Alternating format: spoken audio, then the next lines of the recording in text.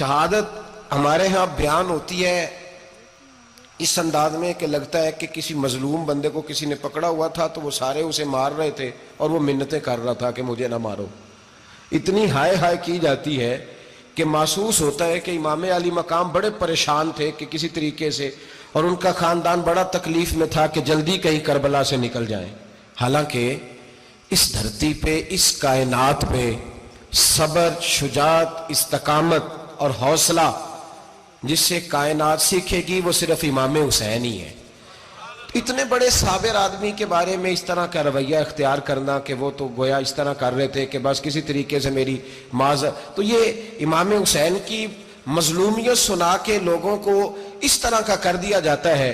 یہ انداز بتایا جاتا ہے کہ شاید واقعہ کربلا رونے دھونے کا نام ہے، حالانکہ بات یہ نہیں ہے. یزید کی لشکر جو امام حسین کے مقابلے میں آیا، امام حسین کے لشکر کی تعداد 72 تھی، تو یزید نے 22,000. مجھے بتائیے 72 کا 22,000 سے کو مقابلہ ہوتا ہے؟ عمر بن سعد نے پھر عبید اللہ ابن زیاد کو لکھا کہ 22,000 بندے تھوڑے ہیں، کچھ بندے زیادہ بھیج. تو عمر بن سعد کو عبید اللہ ابن زیاد کہنے لگے کہ تو پاگل تو نہیں ہو گیا، 72 کے لشکر کا 22,000 بھیجا، اور کتنا بھیجوں؟ تو اس نے کہا تمہیں یہ نہیں پتا یہ لوگ کون ہیں؟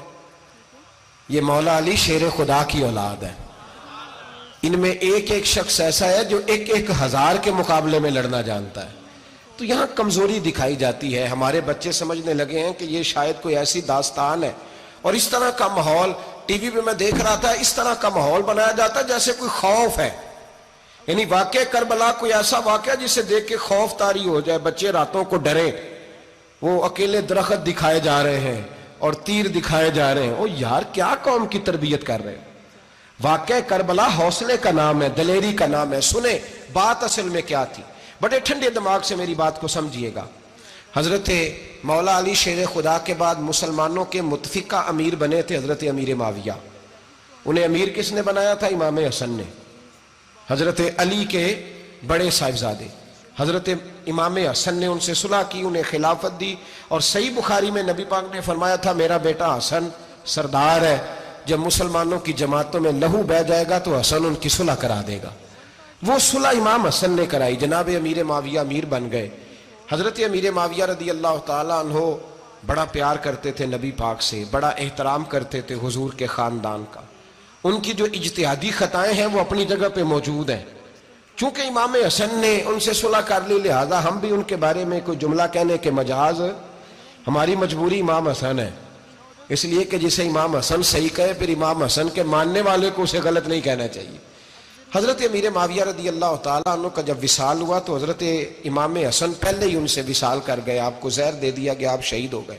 امام حسین موجود تھے. تو یزید کے بارے میں لوگوں نے کہا جناب امیر معاویہ سے کہ یہ ٹھیک ہے، مناسب ہے اور بہادر ہے، دلیر ہے، وہ جو ہوتے ہیں نا خوش آمدی ٹولہ. تو حضرت امیر معاویہ کے گرد بھی کچھ ایسے لوگ تھے، انہوں نے آپ سے کہا کہ یزید کو نامزد کر دیں. تو آپ نے یزید کو بلایا، حوالہ مجھ سے دیکھ لیجئے گا. بلا کے فرمایا کہ 3 بندوں کے سامنے اپنی خلافت پیش کرنا، اگر وہ تجھے مان جائیں تو امیر بن جانا، نہ مانے تو چپ کر کے گھر بیٹھ جانا. وہ 3 بندے کون ہیں؟ جناب عبداللہ ابن عباس، حضرت عبداللہ بن زبیر اور امام حسین رضی اللہ تعالیٰ عنہ. یہ وصیت فرمائی جناب امیر معاویہ.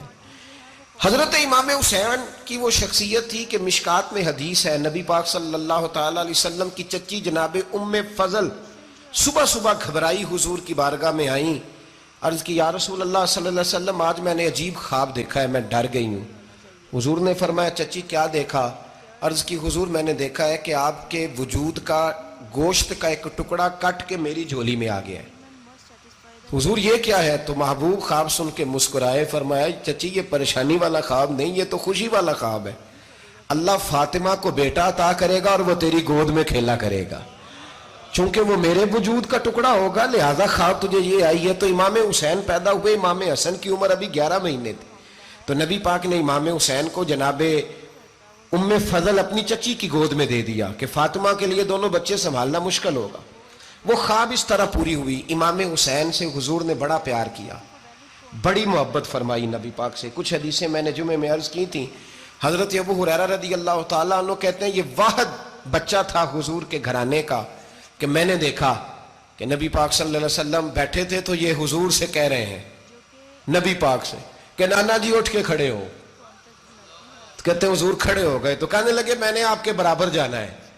بچے جو مرضی ضد کر لیتے ہیں نا. قد چھوٹا تھا, عمر 7.5 سال تھی. کہنے لگے نانا میں نے برابر جانا ہے.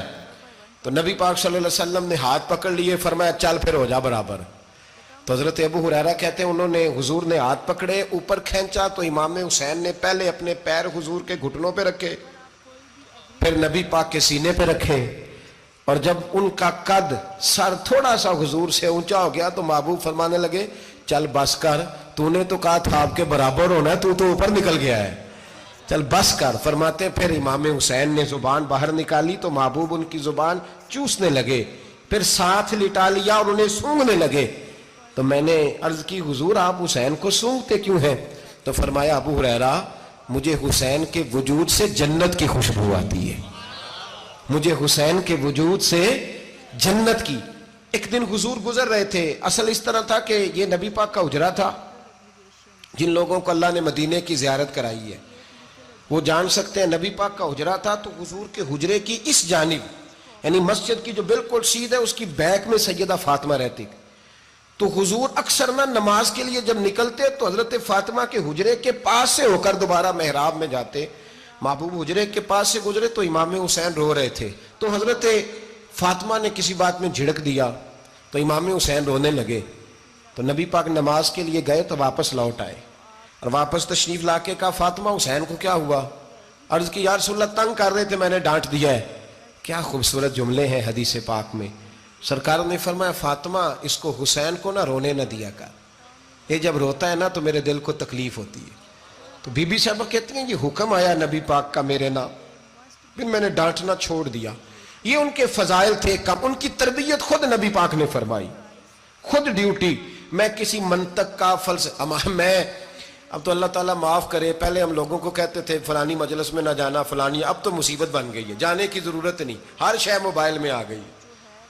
مجھے بھیجتے ہیں کہتے ہیں حضرت صاحب یہ ذرا سننا, یہ ذرا سننا.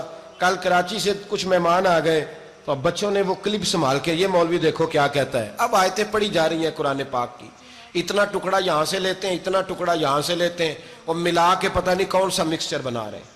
کسی آیت کا ترجمہ نہیں, کوئی واضح حدیث نہیں, ایسے ہوا ہوگا پھر اس کو اس سے جوڑ لیں تو کیا بنتا ہے, اتنی جمع کر لیں. یہ کون سا دین ہے جو توڑ مروڑ کے بیان کر رہے ہیں؟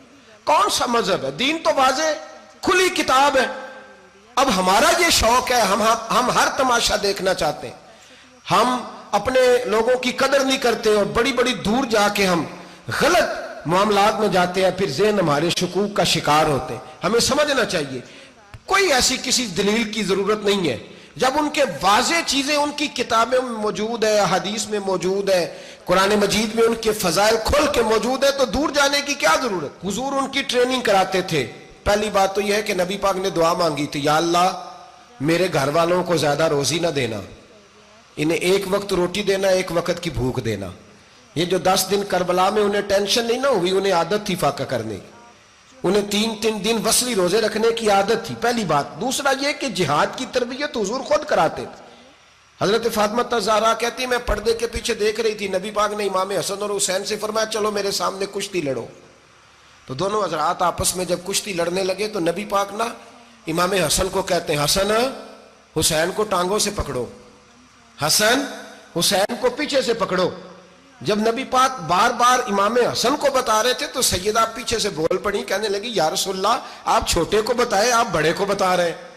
بڑا تو پہلے 11 مہینے بڑا ہے, تو آپ چھوٹے کو بتائیں بڑے کو بتا رہے. تو فرمایا فاطمہ تو چپ کرنا, جو میں دیکھ رہا ہوں تو نہیں نہ دیکھ رہی, ایک کو میں بتا رہا ہوں دوسرے کو جبریل امین بتا رہے ہیں. تو یہ حضور نے اپنے سامنے ان کی تربیت کی, ٹریننگ. ہوا یہ کہ یزید جب امیر بنا نا, 2-3 چیزیں ہوتی ہیں جب کسی بندے کو قابو کرنا ہوتا ہے, 2-3-4-5 چیزیں ایسی ہوتی ہیں جس سے بندہ قابو آتا ہے. تو اس نے بھی فوری طور پہ یزید نے دیکھا میرے لیے مسئلہ کیا بن سکتا ہے. ولید بن عتبہ اس وقت مدینے کا گورنر تھا. یزید نے اس کو خط لکھا کہ امیر عرب کا رواج آج بھی ہے کہ جب تک نئے خلیفہ کی بیعت نہیں ہو جاتی پرانے کے انتقال کی خبر ہی نہیں دیتے, اس کو رکھے رکھتے ہیں. یہ ان کا طریقہ ہے. وہ کہتے ہیں کہ ولی عہد اچھی طرح قبضہ کر لے پھر بتائیں گے. حضرت امیر معاویہ کا وصال ہو گیا, بتایا نہیں. یزید نے اب کیا کیا, چونکہ بڑا چلاک آدمی تھا, بڑا شاطر تھا, بڑا تیز تھا, اس نے ولید کو خط لکھا کہنے لگا کہ فوری طور پہ عبداللہ ابن عباس کو بلاؤ اور اسے کہو میری بیعت کریں. یہ جو بیعت ہوتی تھی نا، یہ بھی سن لے کیا ہوتی تھی. یہ بیعت حلف ہوتا تھا کہ میں اللہ رسول کے نام پہ حلف دیتا ہوں کہ میں یزید کی اطاعت کروں گا، میں اس کے خلاف کوئی بغاوت نہیں کروں گا. یہ بیعت لوگ سمجھتے ہیں کہ بس ہاتھ پکڑنے کا نام بیعت تھا. اس بیعت کا متبادل جمہوری ملکوں کے اندر ووٹ آیا ہے.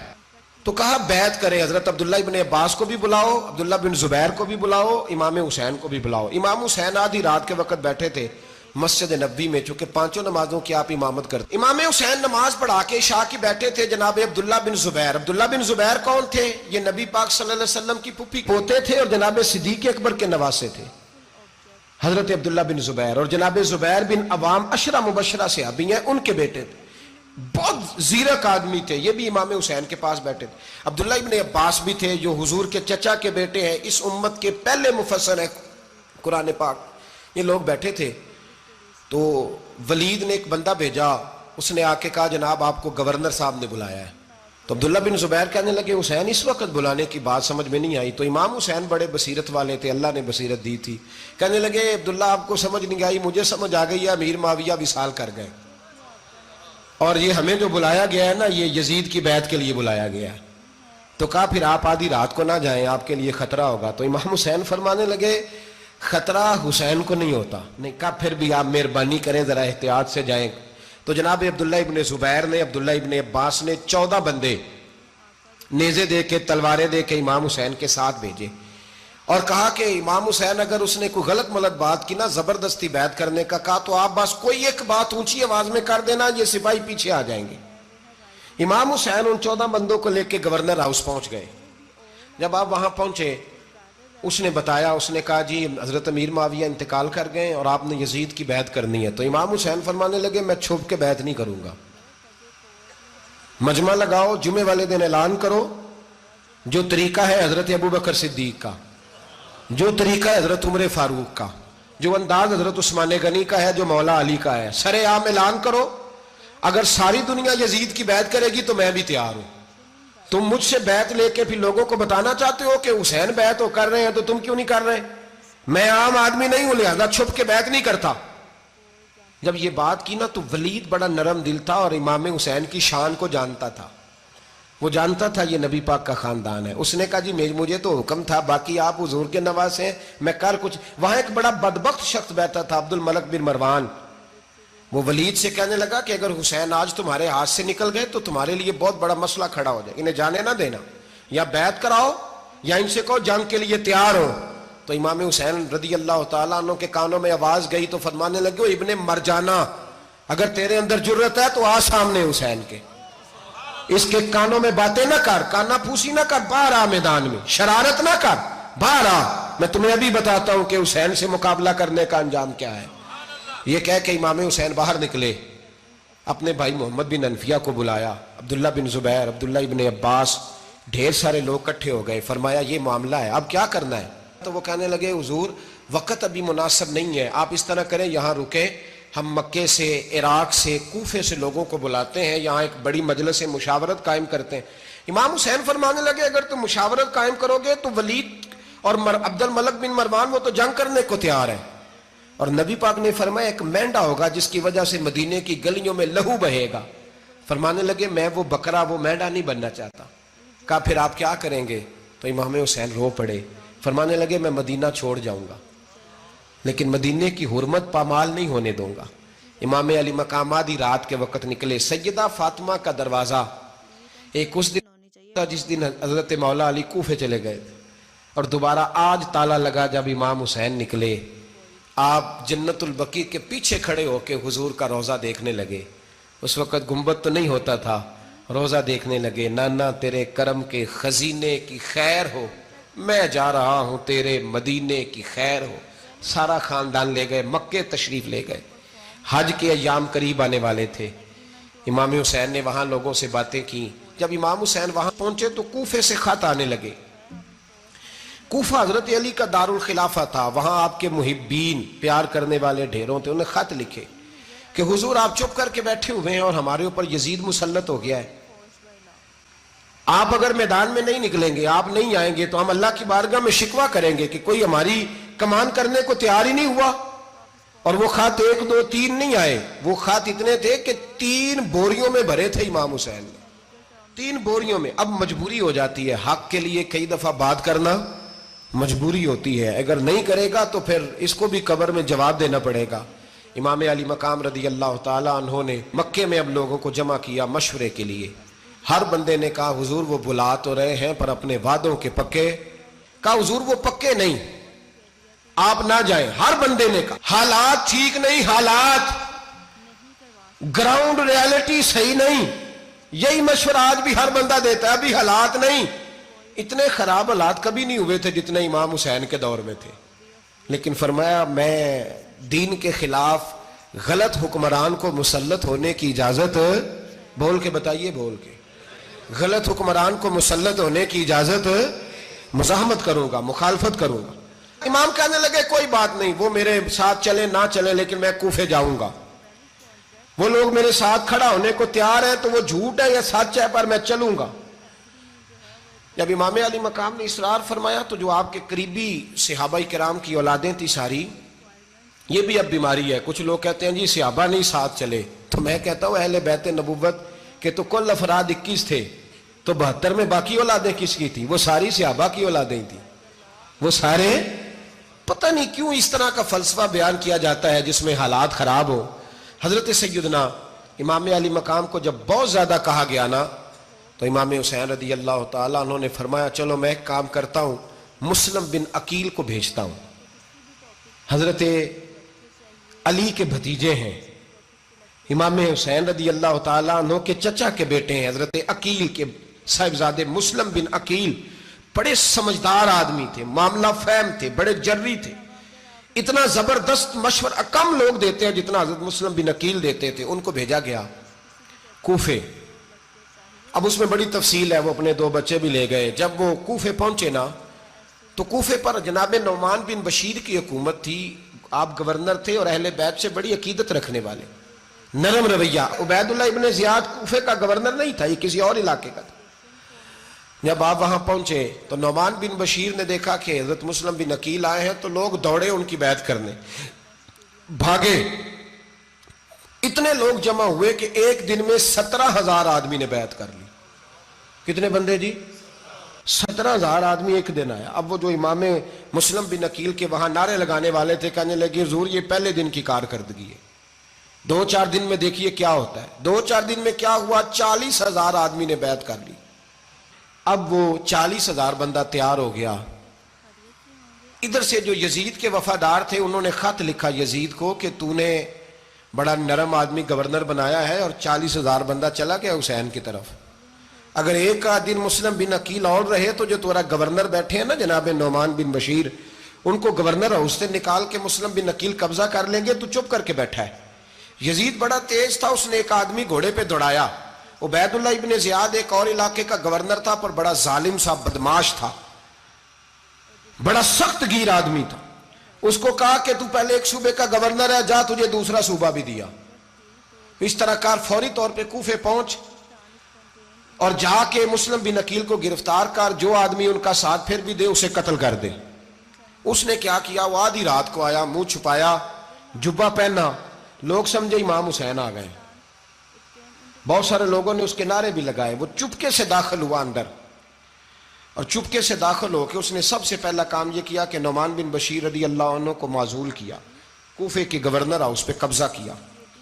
پھر اس نے اسی وقت سوئے ہوئے سرکردہ لوگ, جس طرح ایک گاؤں کا چودھری دوسرے کا محلے میں قبیلوں کے جو لوگ تھے چودھریوں کو بلایا, کچھ کو سزائیں دیں, کچھ کو سخت کہا, کچھ کو ان کے عیب گنوائے کہ وہ تمہارا فلانا مسئلہ پھر خراب کر دوں گا, بلیک میل کیا.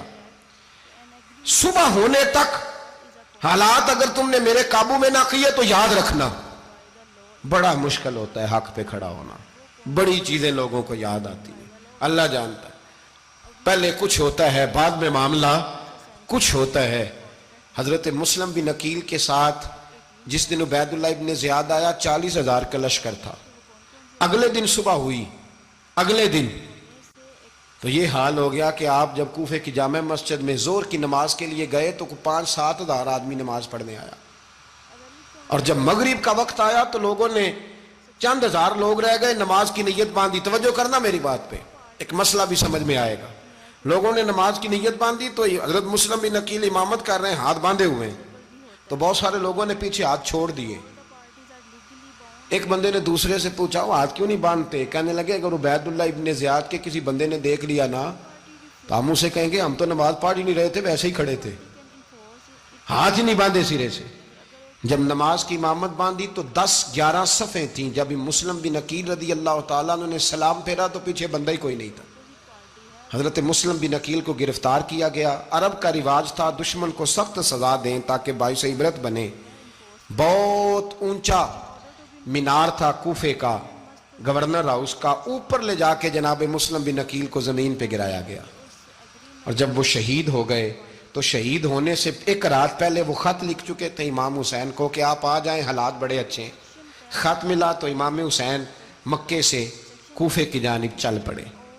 امام علی مقام رضی اللہ تعالیٰ عنہ جب چل پڑے, تشریف لا رہے تھے تو رستے میں فرزق شاعر ملا, بڑا محب اہل بیت تھا. رستے میں ملاقات ہوئی. اللہ اکبر.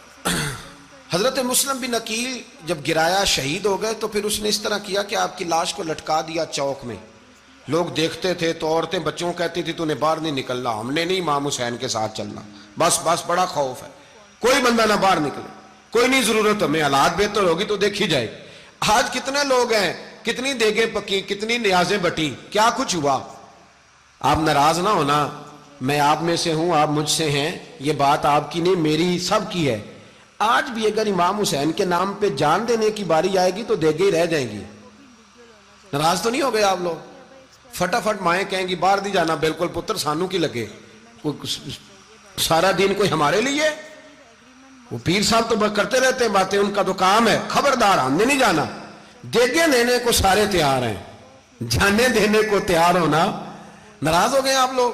چلو کوئی نہیں, ہو جاؤ, خیر صلی اللہ ہے, بات تو ٹھیک کر رہا ہوں نا.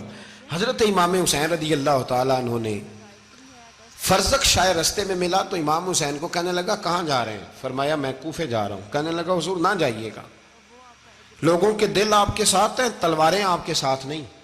سیدنا امام حسین رضی اللہ تعالیٰ عنہ کو آ کے کہا حضور وہ سارے کوفے والے مانتے ہیں کہ بات حسین کی ٹھیک ہے لیکن آپ کی سپورٹ نہیں کریں گے. اور اگلی بات فرزق نے یہ کی کہ حضور میں حضرت مسلم بن عقیل کی لاش کو لٹکی ہوئی دیکھ کے آیا ہوں کوفے کے چوک میں. بڑا ہی خوبصورت فکرہ ہے امام حسین کا. فرمانے لگے میرا بھائی لٹکا ہوا تھا, کہیں کسی کے آگے جھکا تو نہیں تھا؟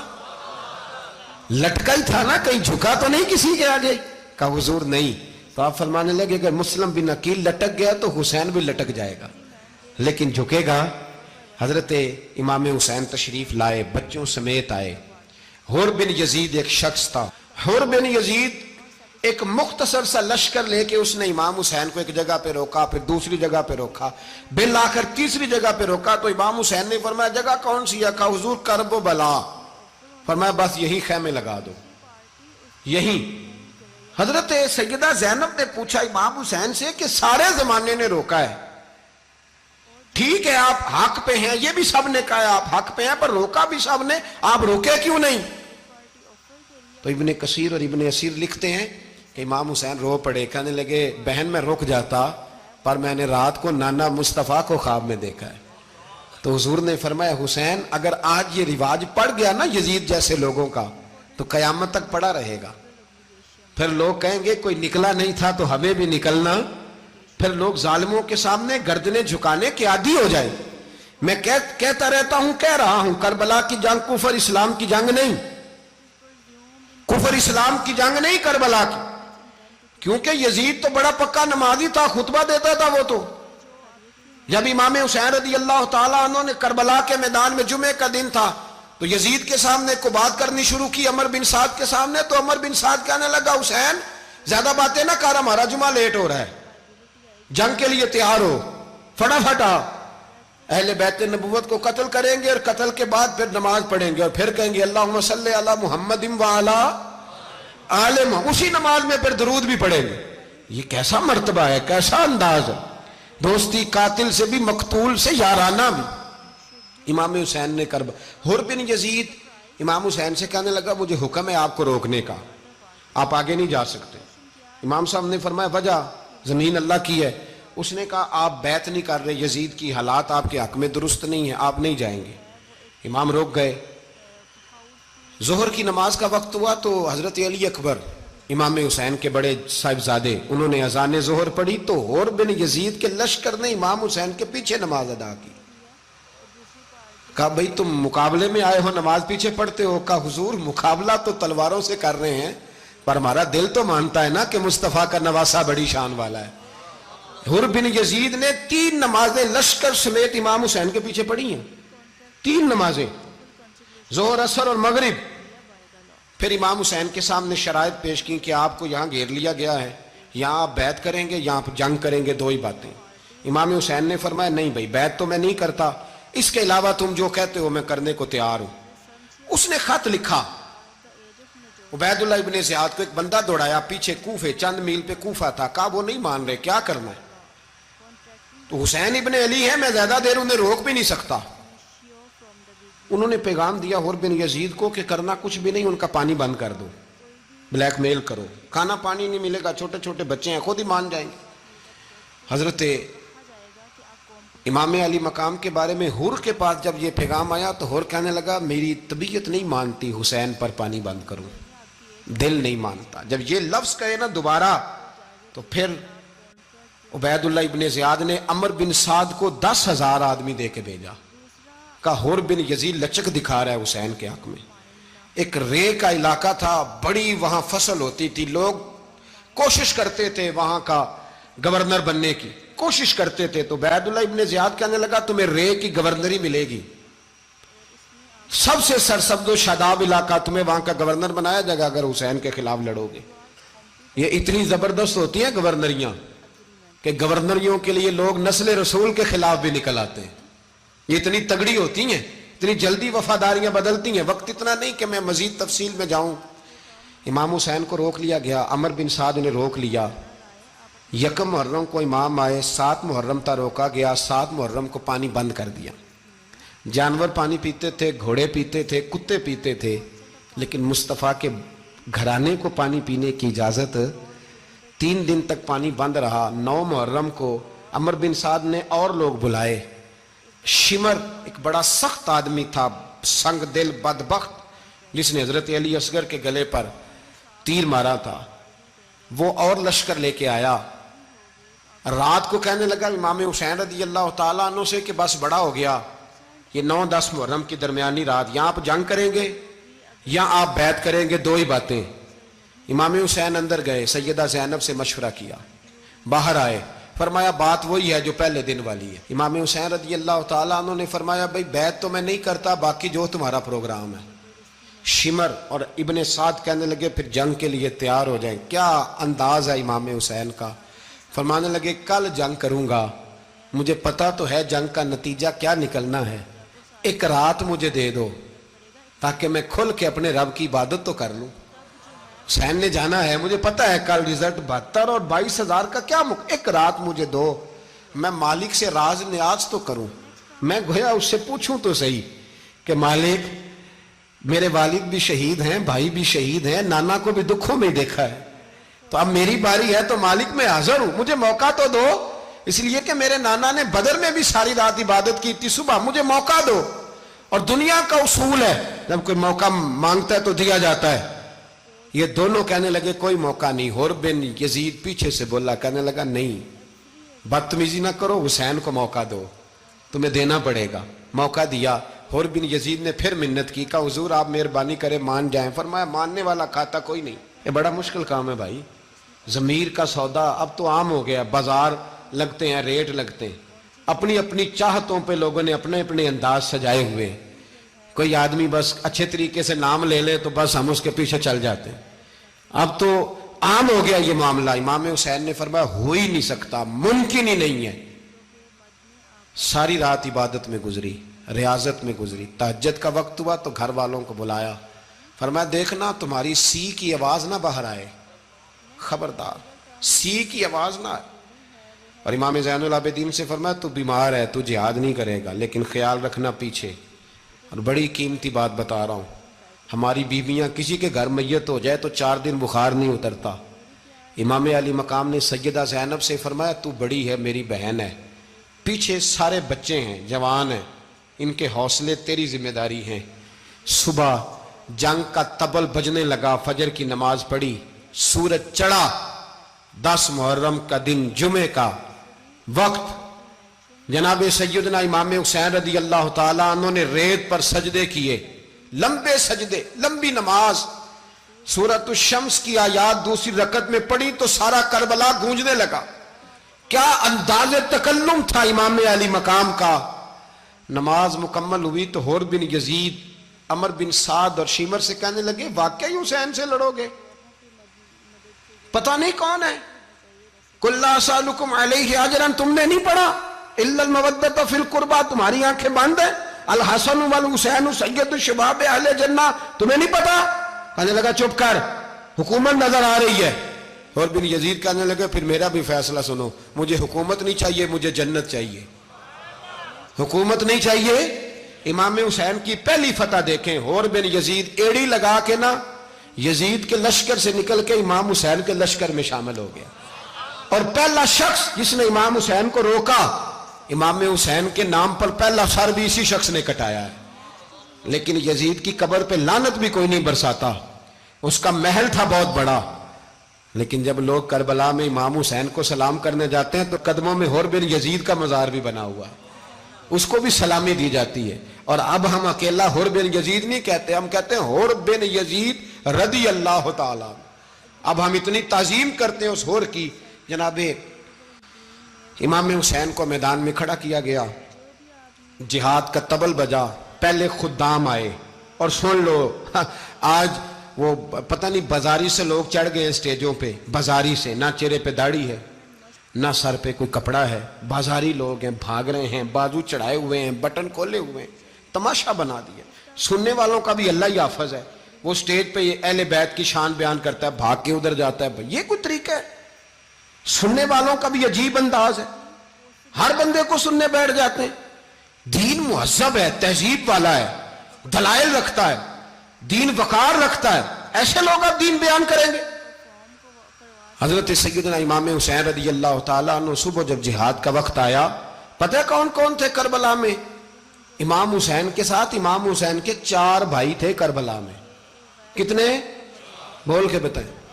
حضرت علی کے 4 بیٹے، عباس بن علی، جن کو حضرت عباس کہا جاتا ہے نا، علمدار، یہ حضرت علی کی دوسری زوجہ میں سے۔ عباس بن علی بھی تھے، اور ابو بکر بن علی بھی تھے، عمر بن علی بھی تھے، عثمان بن، یہ حضرت علی کے بچوں کے نام ہیں۔ یہ آپ کے شہزادے امام حسین کے ساتھ شہید ہوئے، ان کا نام صرف اس لیے نہیں لیا جاتا کہ ان کا نام خلفائے ثلاثہ کے نام پہ، حضرت علی نے اپنے یاروں کے نام پہ رکھا ہے، تو تم نے کربلا کے میدان سے خارج کر دیا۔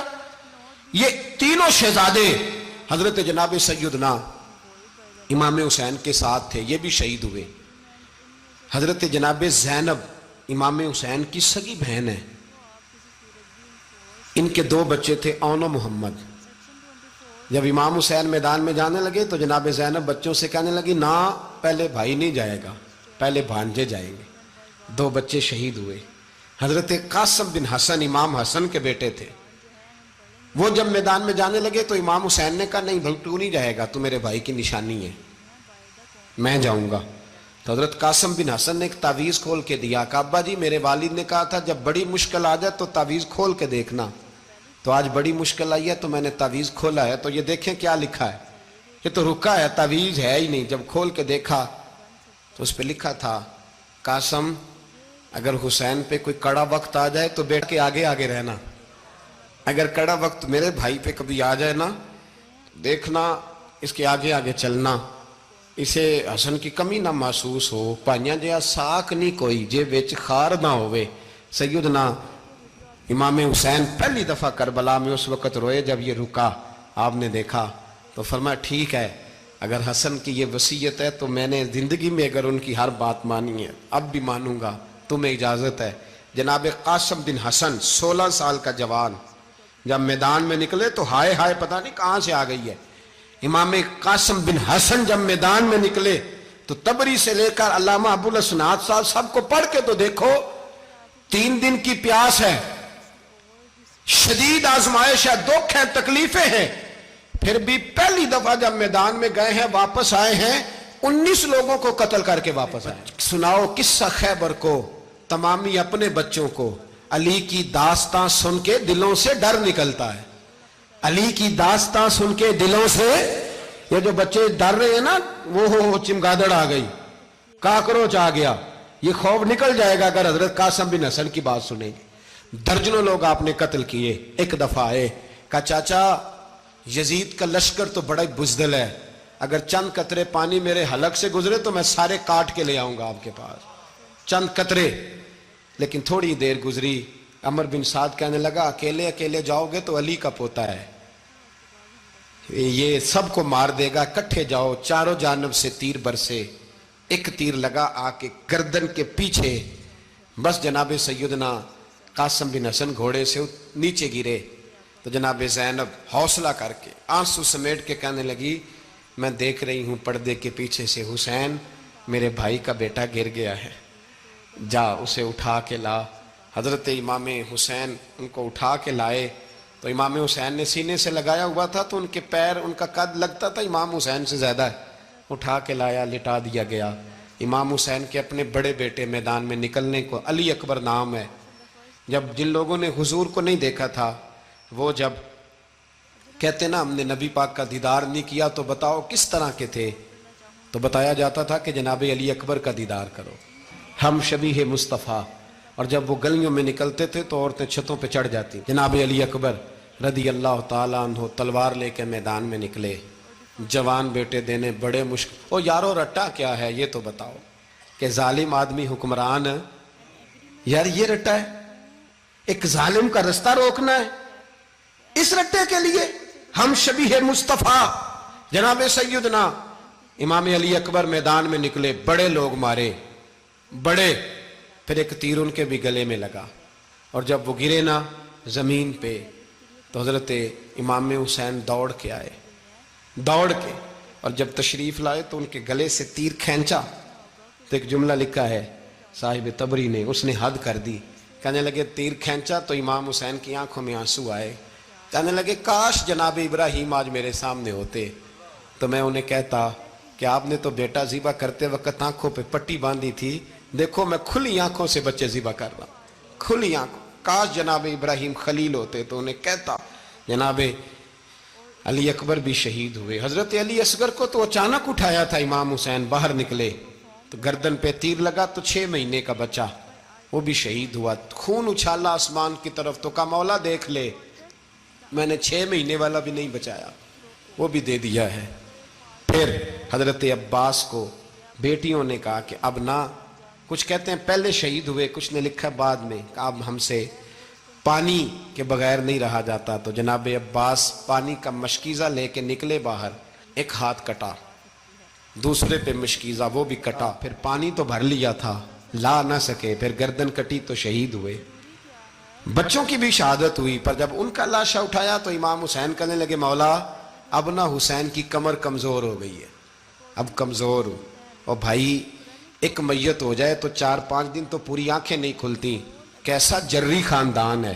تھوڑی دیر گزری تو امام علی مقام نے پٹکا باندھا، سر پہ دستار باندھی، مولا علی کی تلوار پکڑی، نبی پاک کا امامہ باندھا اور گھوڑے پہ سوار ہوئے. تو کہنے لگے زینب گھر تیرے حوالے اور میں اللہ کے حوالے، گھر تیرے حوالے اور میں. اور پھر امام حسین نکلے، امام علی مقام نکلے. راوی کہتے ہیں کہ یہ جلوہ پہلے بھی بڑے سونے تھے پر آج جو رنگ دیکھا وہ کبھی نہیں دیکھا. کیا انداز تھا، جدھر جاتے نعرہ لگاتے تو حد ہو جاتے. اتنے لوگ امام حسین نے کاٹے، اتنے کاٹے، پھر واپس پلٹ کے آئے اور کہنے لگے زینب ذرا پردے کے پیچھے سے دیکھ تو صحیح میری بہن، ان بزدلوں کو جرت ہی نہیں ہو رہی حسین کے مقابلے میں آنے.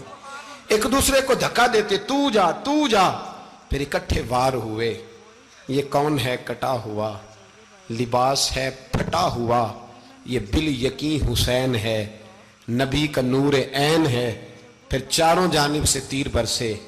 تو امام علی مقام چونکہ نماز کا وقت ہو گیا تھا، اترے گھوڑے سے، خون بہ رہا تھا، گرم ترین ریت سے تیمم کیا، سر سجدے میں رکھا اور جب شمر آپ کی گردن کاٹنے لگا تو کہنے لگے ٹھہر جا ذرا رب سے ایک بات کر لینے دے.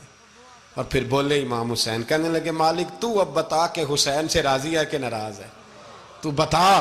تو پھر ایک آواز آئی, یا ایتھا النفس مطمئنہ ارجعی الی ربک راضیۃ مرضیہ. فرمایا نفس مطمئنہ واپس آ جا, تو اللہ سے راضی ہے, اللہ تجھ سے راضی. امام حسین وہاں شہید ہو گئے. اب یہ قافلہ امام حسین کا سر کاٹ, ذرا دیکھنا غور کرنا, سر کاٹ کے نیزے پہ رکھا ہے, جسم کربلا میں پڑا ہے, عورتوں کو گھوڑوں پہ بٹھا کے لے جایا گیا یزید کے دربار میں. یزید, پہلے عبید اللہ ابن زیاد نے بدتمیزی کی, پھر یزید نے کی. سعودی عرب کا ایک مولوی بول رہا تھا, سعودی عرب کا, ان سے بھی بڑا عشق ہے, جس نے تقریر سننی ہو میرے پاس ہے. ہمیں لوگ مشورے دیتے ہیں کہ جو یزید کو اچھا کہے اور حسین کو باغی کہے اس کو ہم امام مان لیں. اس بے شرم بے حیا کو جو نبی پاک کے گھرانے کے بارے میں بکے اسے امام. سعودی عرب میں مسجد نبی میں درس دینے والا جس نے تقریر سننی ہو میرے پاس ہے. وہ کہتا ہے یزید تو بڑا اچھا آدمی تھا, اس نے تو بڑی خدمت کی, تو میں نے اسے کہا رشتہ داری کر لیا یزید کے ساتھ, قریب ہو جا. شرم نہیں آتی؟ آج بھی نبی پاک کا دل دکھاتے ہو, حیا نہیں آتی, خیال نہیں آتا؟ اور لوگ گھر میں بیٹھ کے باتیں کرتے ہیں, کہتے ہیں جی جو بیت اللہ میں ہو وہ بھی برا ہو سکتا ہے. بیت اللہ میں تو 360 بت بھی تھے, وہ اچھے تھے. مدینے میں تو 360 منافق بھی رہے, پوری سورہ منافقون نازل ہوئی, وہ اچھے تھے. عجیب تماشا بنا دیا لوگوں نے مذہب کا. وہ آج بک رہا ہے, آج میرے پاس ویڈیو آئی ہے, کہتا ہے یزید نے تو بڑی خدمت, تو عبید اللہ ابن زیاد نے قتل کیا. بے شرمو, اگر عبید اللہ ابن زیاد نے بھی قتل کیا تھا تو حکومت کس کی تھی؟ بولیں, بول کے بتائیں. تو پھر یزید نے عبید اللہ ابن زیاد کو سزا کیوں نہیں دی, بلکہ ایک جگہ 2 گورنریاں دی اس کو, یہ حال کیا. بلکہ سنو جو حدیث پاک میں آتا ہے وہ یہ ہے کہ یزید چھڑیاں مار رہا تھا, چھڑیاں امام حسین کے لبوں پہ. تو نعمان بن بشیر صحابی تھے, بول پڑے, کہنے لگے او یزید بدبخت, ہاتھ پیچھے اٹھا, مجھے اللہ کی عزت کی قسم میں نے سینکڑوں بار نبی پاک کو ان ہونٹوں کو چومتے دیکھا ہے. حضرت جناب زینب عورتوں کے مجمع میں پیچھے ہو کے بیٹھی ہیں. یزید کے پاس جب پہنچا لشکر تو یزید کہنے لگا دیکھو اللہ نے مجھے عزت دی اور میرے مخالفوں کا کیا حال ہوا. تو بی بی زینب بول پڑی, اتنے صدمے سہے پر آواز توانا ہے, جاندار ہے. حضرت سیدہ زینب نے جب سنا نا کہ یہ کہہ رہا ہے کہ مجھے اللہ نے عزت دی, تو جناب زینب بولی. نعمان بن بشیر کہتے ہیں بی بی بولی, اتنے صدمے ہیں پر جناب زینب بولی اللہ اکبر, اس انداز میں بولی کہ پہلے قرآن مجید کی آیت پڑھی, کہنے لگی وَتُعِزُّ مَن تَشَاءُ وَتُذِلُّ مَن تَشَاءُ بِيَدِكَ الْخَيْرُ إِنَّكَ عَلَىٰ كُلِّ شَيْءٍ قَدِيرٌ. اور پھر کہنے لگی یزید تو بکتا ہے, کہتا ہے کہ تو عزت والا ہو گیا, یہ تیری حکومت ہے, 4 دن گزرنے دے, تجھ پہ کوئی لعنت بھی نہیں برسائے گا, اور میرے بھائی کا قیامت تک ممبروں میں اور خطبوں میں ذکر ہوا کرے گا, وقت گزرنے دے. جب جناب بی بی زینب بول رہی تھی تو حضور کے ایک نابینا صحابی پاس بیٹھے تھے, جناب نعمان بن بشیر کا ہاتھ ہلایا, ہلا کے کہنے لگے کیا علی آ گئے؟ تو علی کی آواز لگتی ہے, جبریل امی بول رہے ہوں جیسے, حکمت کے گوہر رول رہے ہوں جیسے, دربار دمشق میں بی بی زینب کا خطاب منبر پہ علی بول رہے ہوں جیسے. میرے بھائی بس کربلا والا قافلہ تو مدینے پہنچ گیا. 3 سال یزید نے حکومت کی, شرابیں عام ہو گئیں, مکے پہ حملہ ہوا, خانہ کعبہ کا غلاف جلا, مدینے پہ اس نے حملہ کیا.